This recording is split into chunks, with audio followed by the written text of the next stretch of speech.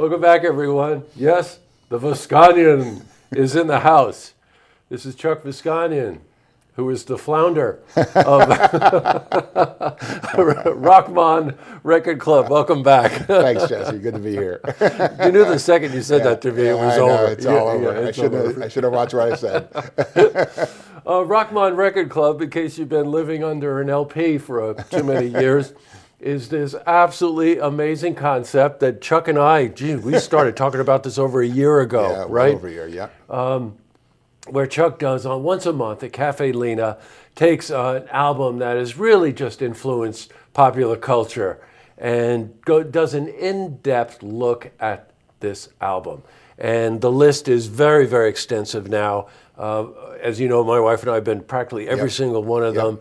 They're remarkable, and just in case you need to know, the first one, I think 2 or 3 people who were getting lost, couldn't find their way home, wandered in. Just by accident. Yeah. By accident, to eat the cookies and leave. And the cold coffee, yeah, exactly. And then the last couple, the line has been around the block, and it's sold out to the walls. Yeah. So at any rate, Stewart, amazing. Rod Stewart, amazing. Before that, I think it was the Beatles. Was Pepper was the one before that. Peppers, yep. And we got the list goes on. Steely Dan was absolutely amazing. Yep. And lo and behold, because we lost Tom Petty. Yes. Tom Petty has now been moved to the top of the list. Yes. Next Tuesday, the 19th, at Cafe Lena, is a retrospective of Tom Petty, but with a twist.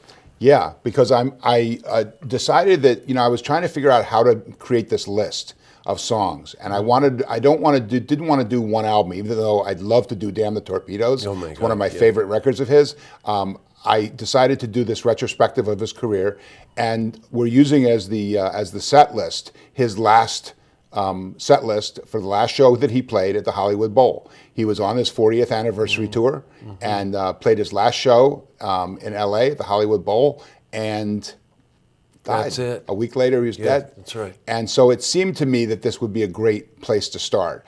And we're playing 18 songs. I added a couple. I dropped, I think, only one to the set list. So we're sticking with that. I have over 350 images. And it's just it's really a fun time. And we're gonna, even though it's a sort of a funeral the way I like to do funerals, which is it's gonna be a really big celebration. There you go. I'm encouraging singing along and dancing, and usually the audience for Rochmon is very respectful of the songs, and we wait for the song to completely fade out before people clap. And this one, it's going to be a sing-along. I think he's got such a wealth of songs that everyone knows. Well, let's go there for a second because I want to talk about the music. Tom Petty, and you and I are old enough that we go back to when Petty was really just, hey, there's this guy in Florida. He's got this band coming out of L.A. called Tom Petty and the Heartbreakers. And then you fast forward 30 years or 40 years, and all of a sudden Refugee pops up on or Won't Back Down. Won't Back Down. And you realize how much you know these songs. You knew them from the first time you heard them to 30 years later you knew them. The simplicity and the effectiveness of that writing is what always stands out to me about him. Absolutely. Well, because he was honest. He spent time on his lyrics, a lot of time on his lyrics, and he was honest in the studio. They didn't throw things in because they felt like people would like them. Yeah, they were the songs that they wrote, and they wrote a lot. They did a lot of their work in the studio. He didn't sit down at home and write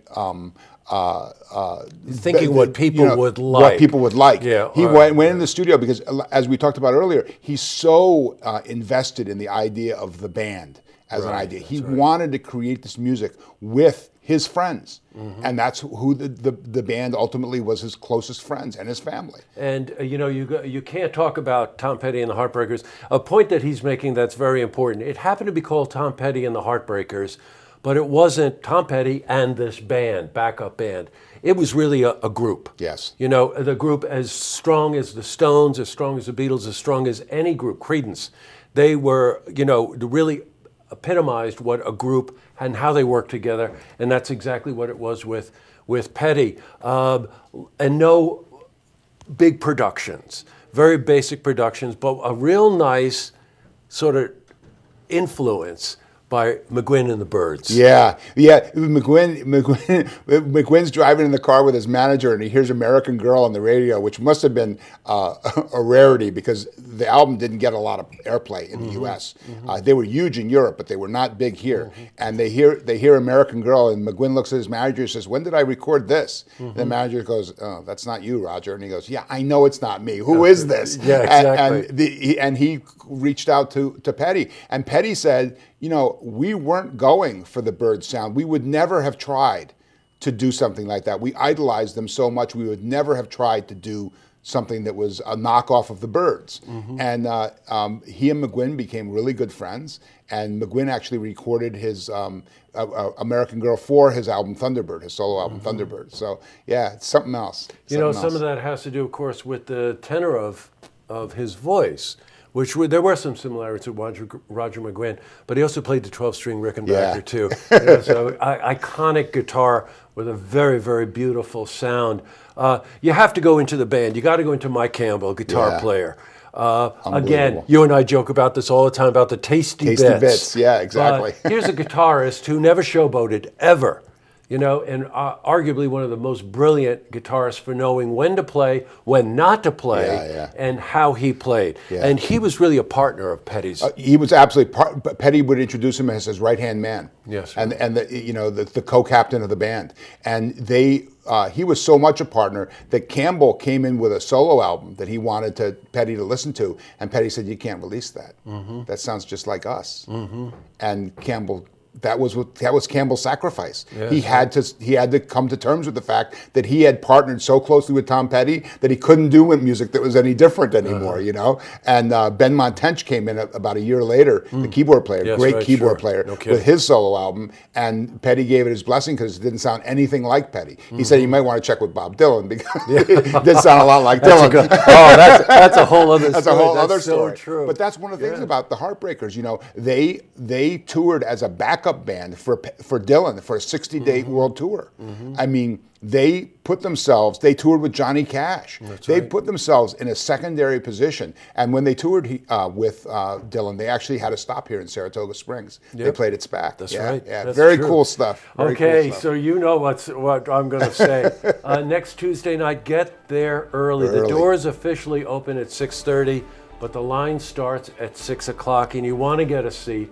And just be prepared for an absolutely wonderful experience. So much of the way he presents his these presentations is familiar, but there's a warmth to it, a sense of humor to it, Chuck, and he does a bucket load of research. And then, of course, there are the songs. The songs, right. Absolutely. So, okay, I can't wait for this one. This is going to be fun. Cafe Lena, that's a Tuesday night. Got to catch this. I'll see you there. All right, very good. Thank you so much, Jesse. Appreciate it. To see this interview again, you can head to our website, looktvonline.com.